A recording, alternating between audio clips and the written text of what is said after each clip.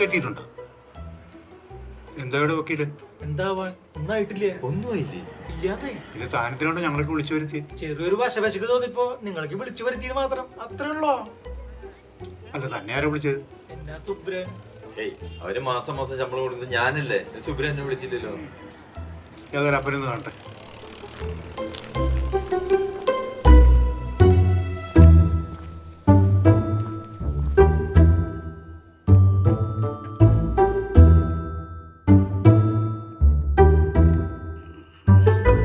അപ്പാ,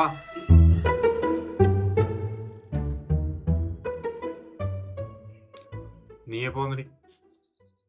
ഏറ്റവും ദൂരെ കിടക്കുന്നത് ഞാനാ. അപ്പനൊരാവശ്യം വന്നപ്പോ ഏറ്റവും ആദ്യം എത്തിയത് ഞാനാ. മതി മതി. എന്തൊക്കെയുണ്ടല്ലോ ഈ വിശേഷങ്ങള്? ഓ, എനിക്ക് ജീവിച്ചു പോണു. ഇതിപ്പോ എന്താ അപ്പൊന്നും കിടക്കണ പോലല്ലേ കിടക്കുന്നത്? ഏയ് അങ്ങനെയൊന്നല്ല, കണ്ണൊക്കെ മിഴിച്ച് ഒരുമാതിരി ആയിരുന്നു. അതിലെ ഞാൻ വക്കീലിനെ വിളിച്ചേ.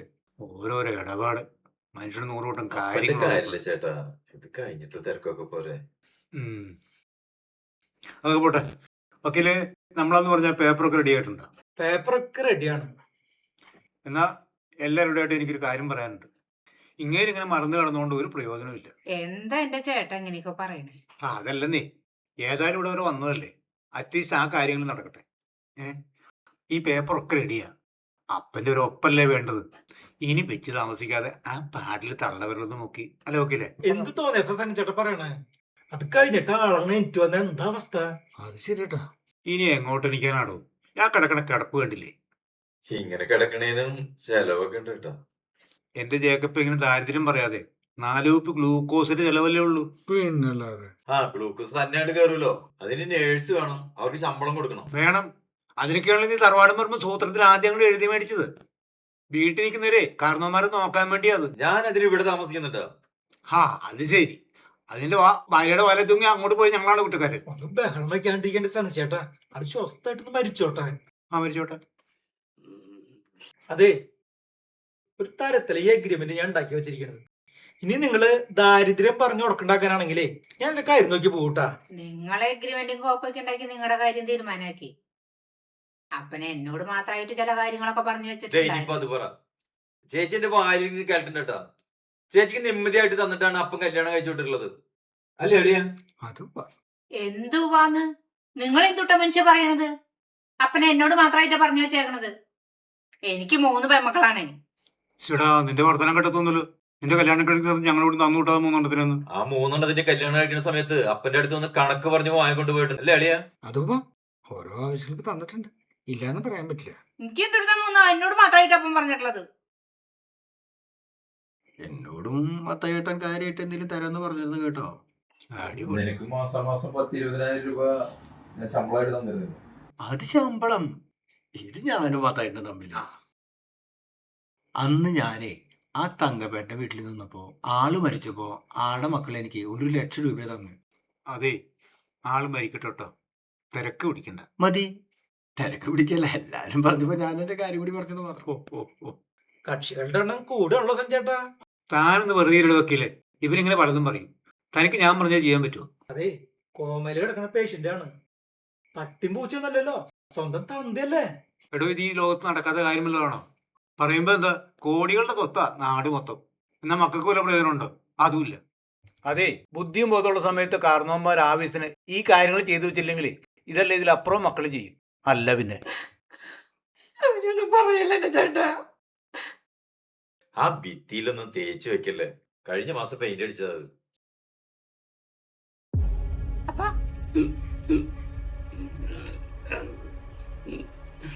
അപ്പാ, മത്തയേട്ടാ, ഏയ് കുഴപ്പമൊന്നുമില്ല. ഇത് സാധാരണ ഉണ്ടാവാറുള്ളതാണ്. അല്ല സണ്ണിച്ചേട്ടാ, നിങ്ങൾക്ക് ഈ അതികുദാശയുടെ കാര്യങ്ങളൊന്നും ഇല്ല ഇപ്പോ? അതൊക്കെ ഉണ്ടോ? അതിനൊക്കെ ആർക്കാ നേരം?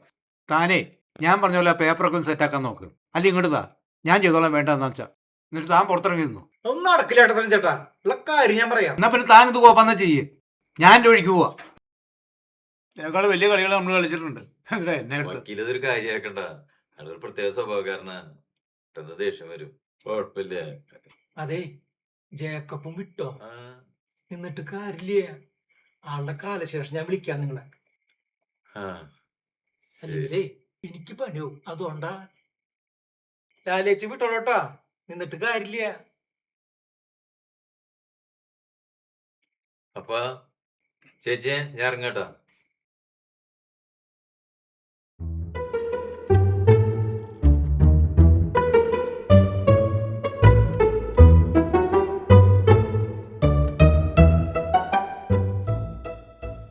നിങ്ങളെന്തുട്ട മനുഷ്യനെ ഇരിക്കണേ?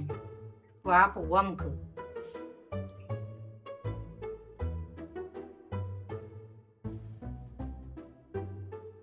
അപ്പാ ഞങ്ങൾ ഇറങ്ങാട്ടാ, കാര്യങ്ങളൊക്കെ ഒരു തീരുമാനമായിട്ട് വരാം.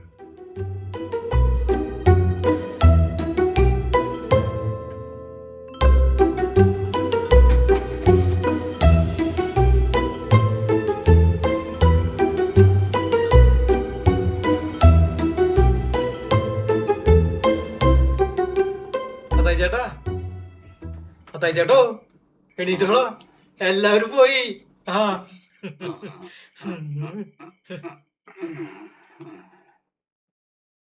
പട്ടിക്കഴിവേറി മക്കള് എല്ലാവരും ഒരുപോലെ ആയല്ലോ, മൂന്നെണ്ണവും. ഞാൻ എത്ര കാലായി മത്തായി ചേട്ടനോട് പറയണു, ഇപ്പൊ എല്ലാം വിശ്വാസായില്ലേ നേരിട്ട് കണ്ടപ്പോ? വക്കീലെ, എൻ്റെ ഈ സ്വത്ത് മുഴുവൻ പണയം വെച്ച് താനൊരു വലിയ ലോൺ എടുക്ക്. എനിക്കൊരു വിദേശയാത്ര പോകണം. സ്വത്ത് ആവശ്യമുള്ളവര് മക്കൾ ആരാച്ച ലോൺ അടച്ചെടുത്തോട്ടെ. വെരി ഗുഡ്, നല്ല തീരുമാനം മത്തായി ചേട്ടാ.